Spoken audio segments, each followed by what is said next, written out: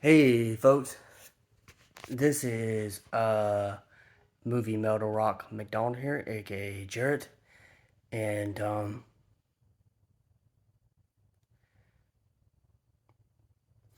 yeah, this is about James Gunn's DC slate. Now I'm gonna be more focused on the movies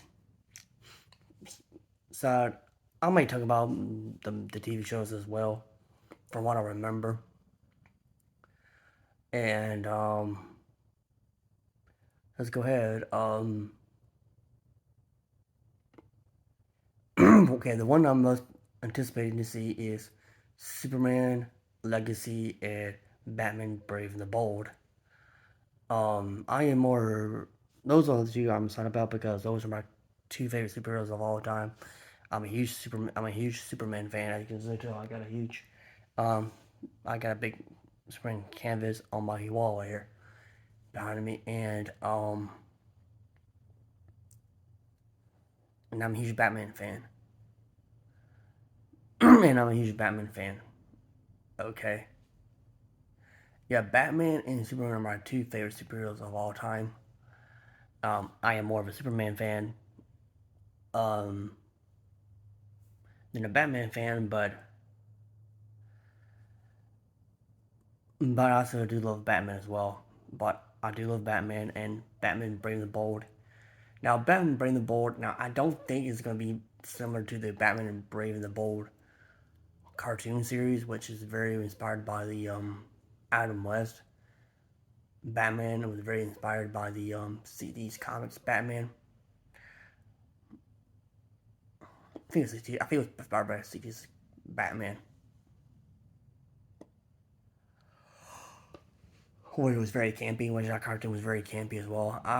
Since Damian Wayne's Robin, I was about to say Joker, is going to be part of this new DC universe. I don't think this Batman comic, not Batman comic, Batman movie is going to be campy. I do think it's going to be a dark movie. Um, Probably not as dark as the Batman, but I do think it's gonna be dark since Damian Wayne is he was trained as an assassin since childhood. So yeah, I don't think it's gonna be lighthearted and campy. Now I don't think it's gonna be full blown rated R, which would be cool. It would still be but it still be PG-13. Um, oh yeah, James Gunn said that the Joker, the Batman are Elseworld stories, so they're still allowed to do R-rated stuff. So that's cool. They're somehow part of the DC universe, but Elseworld stories. I think Earth One comics from DC are basically Elseworld stories. I don't think they're like canon to anything, as far as I'm concerned. Um, Next up we have I'm not going in this in any particular order. By the way, next up we have Supergirl Woman Tomorrow. I'm somewhat curious about this as well because I'm not too well versed into Supergirl. All I know is that she's Superman. She's Superman's cousin. She's from a city, and she's from a city called Kandor, which is a city in Krypton, of course. And all the thing I know about her is from the DZAU from the 90s and early 2000s, thousands, thousands when she was in Just Think Unlimited and Superman the Animated Series. Now I'm concerned and now this is not very important. This is just curiosity. I wonder what version of Supergirl costume they're going with. Um, are they going with a version where it shows her midriff, like it shows her stomach, or are they just going with a more classic traditional Supergirl look where she's covered? Um, To me, it really doesn't matter. To be honest, I'm just curious. Now, if she's gonna be in this version, if she's gonna be like a young adult, like in her early 20s, I will say yeah, she can show her midriff. But if she's supposed to be like a 15-year-old girl, no, because some people might say that's too sexualized. They don't want to sexualize a teenage girl, which is understandable. But I think there are versions of Supergirl where she is a where she is an adult, where she's like in her where she is in her early 20s.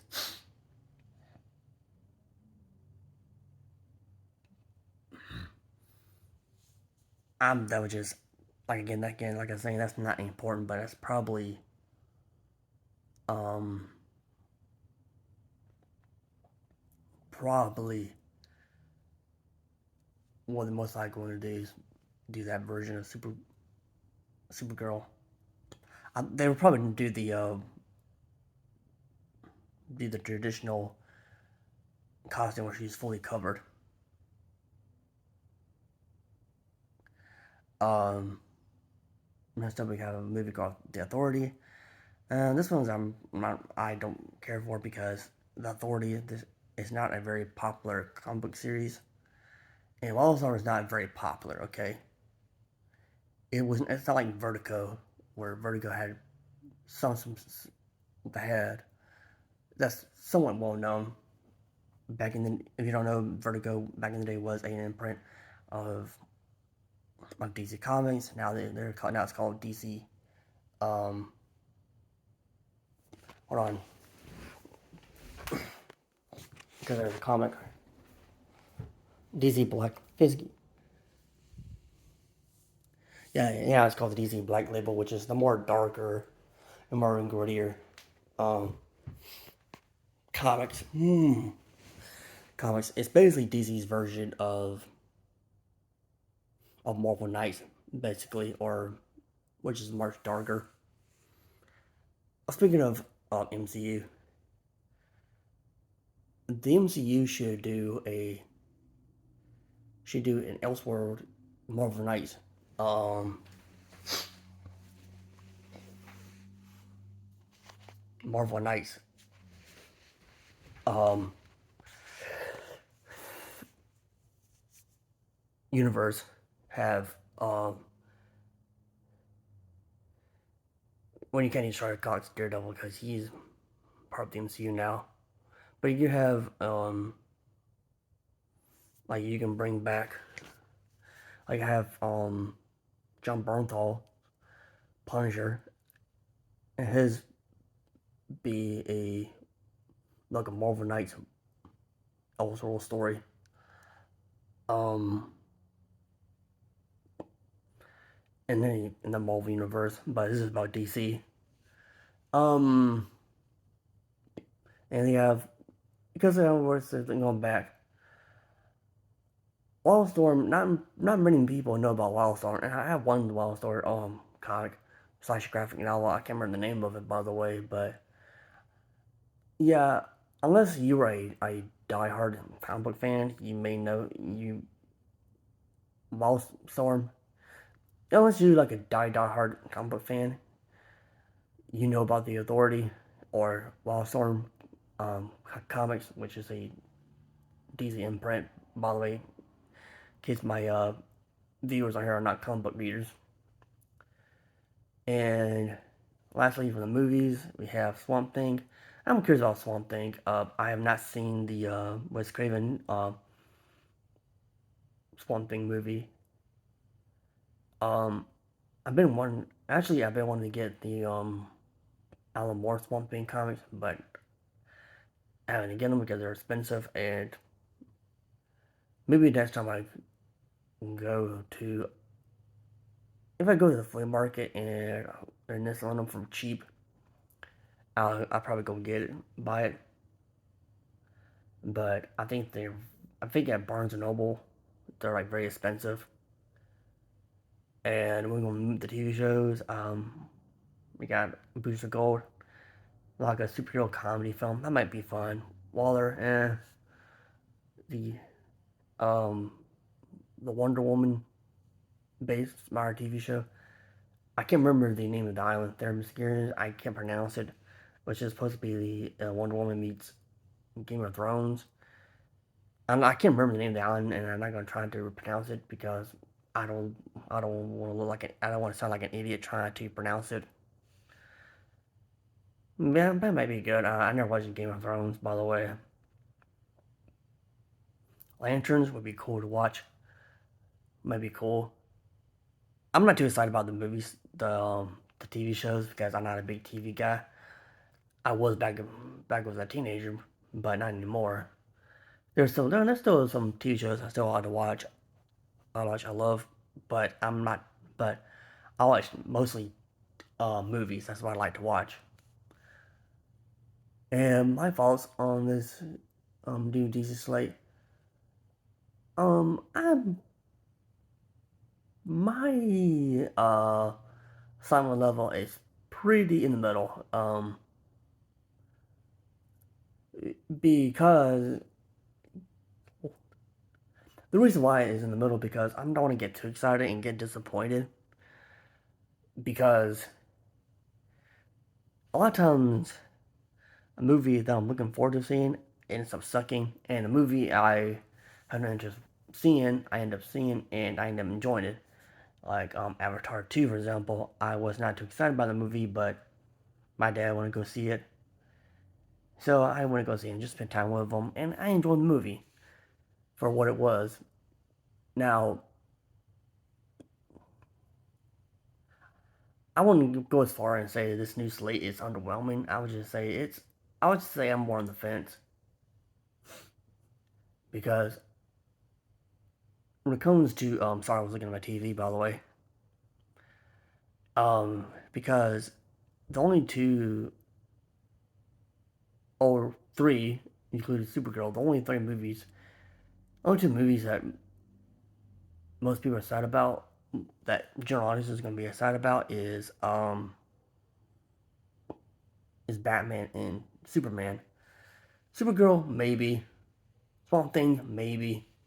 But they're popular characters, but not as popular as Superman and Batman. Those are like the big juggernauts of DC. You can include Wonder Woman in there, but they're the when it comes to like the DC characters, those two are like the juggernauts of the DC universe. That's the reason why in majority of the DC animated movies, when I say DC animated movies, I'm talking about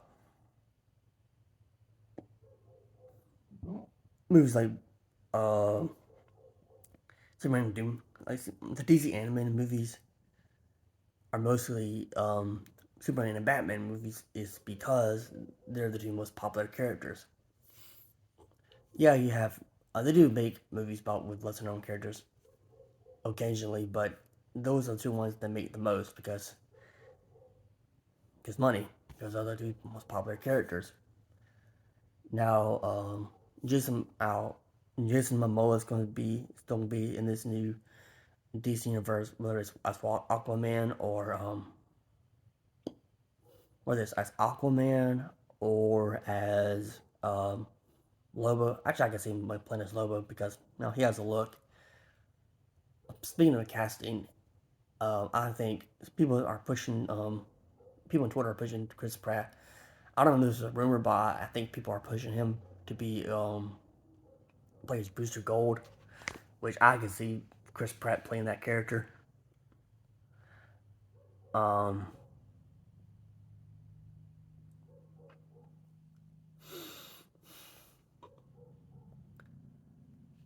I think the new Blue Beetle movie, which is starring the guy from the main Miguel. He plays Miguel in Cobra Kai. He's gonna be the Blue Beetle. And I watched Robert Storms. He said in his video that the Flash is gonna reset everything. Um, which is cool. He also saying he likes that. And I actually do agree with him that it's nice to see Supergirl and Superman coexisting. That they're not trying to destroy Superman's legacy and trying to replace him with Supergirl because that was the original plans for the Flash is to replace Henry Cavill with Supergirl, but that's not the case. Well, they're already replacing Henry Cavill to begin with from the new Superman, but yeah, but in this new, but they're not doing that with the new Superman. Um,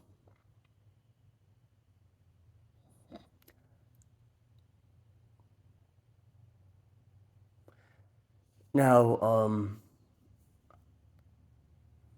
now the Superman Legacy movie, I would like to see Brainiac be the new big baddie, the big baddie in the movie. Um, and have Supergirl. I don't know if or have Supergirl show up in the movie with. I don't know if they're doing. I don't know if they're doing Supergirl first or no. Most likely they're doing Superman first because he's the most well known and that's gonna make the most money. And I don't know they're going to introduce Supergirl in these Superman Legacy, and then have her own spinoff movie. I don't know how they're going to do it. By the way, my excitement level is very in the like in the middle. Because I don't want to get too excited, but um, I think it's cool we're going to finally see Robin in live action again. Because the last time we got Robin in live action was Batman and Robin, which I remember not being very good, but entertaining. At least it's entertaining. At least it's not boring. That's one positive thing I say about Batman and Robin. From what I remember seeing as a kid, it's definitely not a boring movie. I can give you that. Now, Swamp Thing is gonna be like a superhero horror movie. That's basically what it is. I think bringing more horror into the DC universe, I'd be pretty cool. Um, I don't think it's gonna be like full blown horror, but it's definitely gonna have a lot of horror vibes to it, which I think would be pretty cool because I am a horror fan. I'm more of an action movie fan, but I am a fan of horror. And I never watched, like I said, I never watched Swamp Thing. I never watched the TV series Swamp Thing that was from the DC, which is on HBO, which is the DC streaming app, which is now HBO Max. Because what's I don't like I said, I watched one video and this guy said, "What's the point of starting a series when it's gonna get canceled um